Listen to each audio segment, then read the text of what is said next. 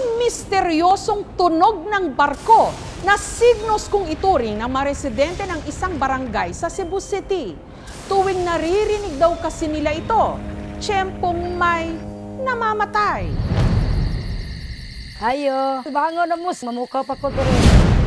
Tuwing alas 3 ng madaling araw, nagbabahay-bahay si Alma para gisingin ang kanyang mga kasityo dito sa barangay Kalunasan sa Cebu City para mag-aurora. Santa Maria, inahan ka sa Diyos, sigampo mo kami mo sa sala. Mag-antos jumig siyam kakadlaw, di katulo na rin na mo kaadlaw. Bit-bit ang kandila at ang imahe ni Immaculate Conception. Sala, karon sa oras sa may kamatayan. Nagdadasal sila sa pag-asang sa pamagitan nito. Santa Maria, Matigil na ang tila sumparaw na dumapo sa kanilang bayan. murag buhay babaw. Sigampo kami. Sunod adlaw, atake akong bana ang daspan. Santa Maria, inahan. Marami na ang tao namatay. Sunod-sunod daw kasing may mga nagkakasakit at namamatay sa kanilang barangay. Matapos silang makarinig ng parang busina ng barko. Mga sa Kusog na. Ingon man ang uban nga, ang tingog ko no sa pier, pero posible ma'am sa pier kay layo kay pier na mo.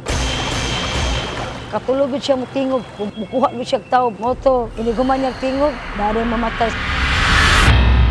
Ang pamilya ni Tatay Jose narinig ang misteryosong busina ng barko nito lang September 11. parang may dadaong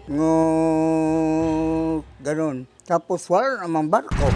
Kinabukasan, bigla na lang daw sumama ang pakiramdam ng kanyang anak na si Paul. Murag buhay baba, wala dyan may kibaw ma'am, nga nganong nasakit, wag gid siya kasurvive sa ospital. Marami na ang tao namatay.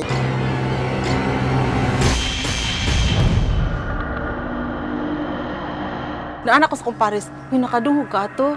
E then siya, pagkasunod adlaw na atake akong bana ang daspan. Natay. At ang di umano, misteryosong busina ng barko. Kita na din ang sapa. Nadungog na din ako dayon ang tingog sa barko nga kusog kaayo. Si Malu, minsan na rin daw nakita rito ang misteryosong barko. Taong 1987.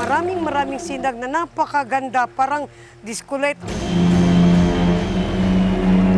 Ang laki-laki, ang taas-taas po niya. Na ay sugilanon sa mga katigwangan. Ana si Maria Cacao. Maunay musakay ng barko. Tingog na ng barko. Sa sunod mga adlaw na mga mapatay. Simula raw nung sementohan ang bahaging ito ng sapa taong 2014 at matambakan ng basura, dito na raw mas napadalas marinig ang misteryosong busina. Katunayan, nito lang nakaraang linggo, muli na naman daw umalingaw-ngaw ang tatlong malalakas na parang busina ng barko. Kaya si Jocelyn nangamba. Ang anak kasi niyang si Michael naka-confine noon sa ospital. Lakaw pa siya, may istorya pa siya. At matapos na marinig ang misteryosong tunog,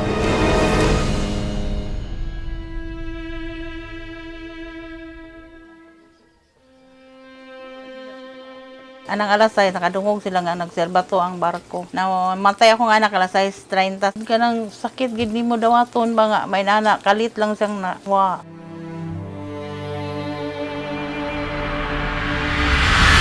at sa kalagitnaan nga ng interview ng aming team kay Alma, ang misteryosong busina na i-record ng aming kamera. Pakinggan pong maigi. Ako gung gisakripisyuhan ang siyam.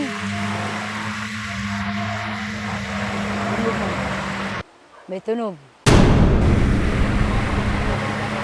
Parang sirena ng barko? Budyong ko siya may mamundang na tamamoy. Hadlok na kakumang. Misteryosong barko ba kamo? Kaya ang mga taga rito humingi na ng saklolo. Ito na naman, barko na naman. Galing na ako sa cruise ship. Eh, parang hinawakan yung kamay ko.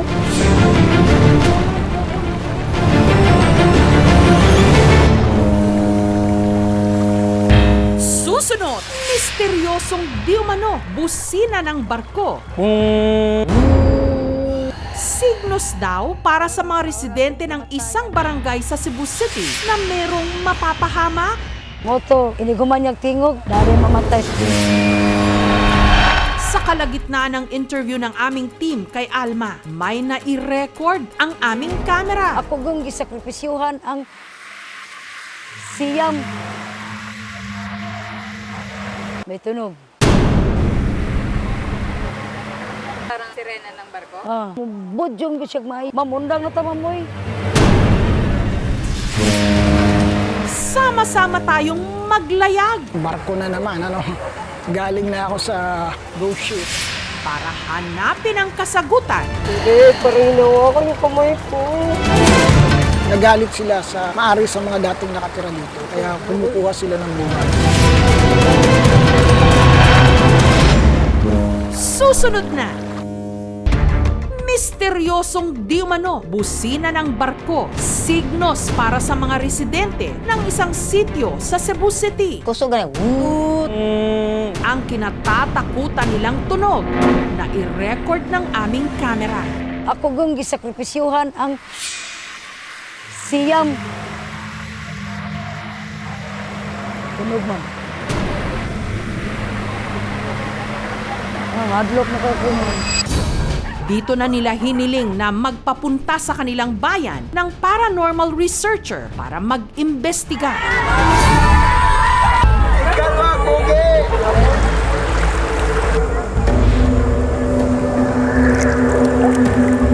Parang babae. Medyo upset yung itsura niya. na ay sugilanon sa mga katigwangan.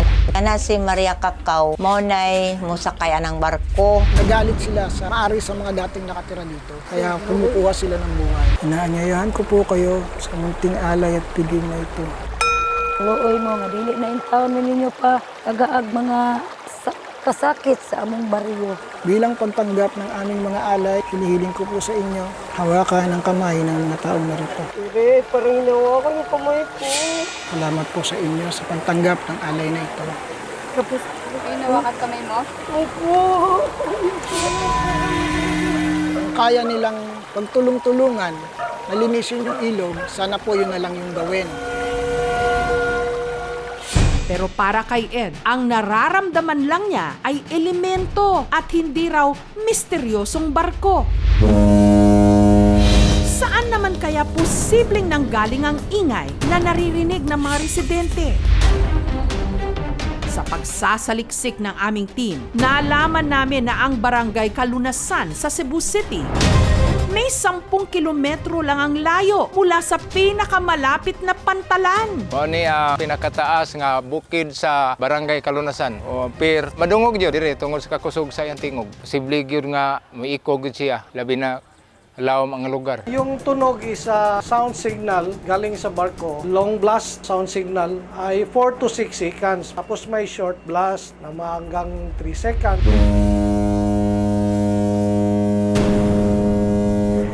Normal lang po yun. Talaga ang barko ay nagsa-sound signaling anytime kung kailangan. Minsan madaling araw. Tahimik na himik. Kaya maring makakarating din dun sa bundok.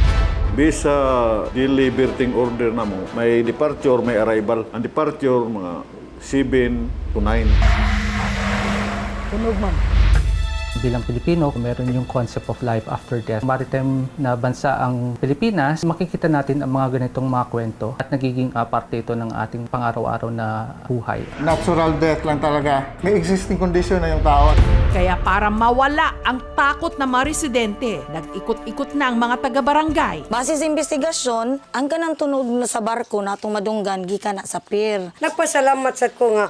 Karong sulbad na ang among problema. Ang anumang ingay, huwag nating hayaan na basagin ang ating kapayapaan. Tunog man. Thank you so much mga kapuso. Kung nagustuhan niyo po ang videong ito, subscribe na sa GMA Public Affairs YouTube channel. Don't forget to hit the bell button for our latest updates.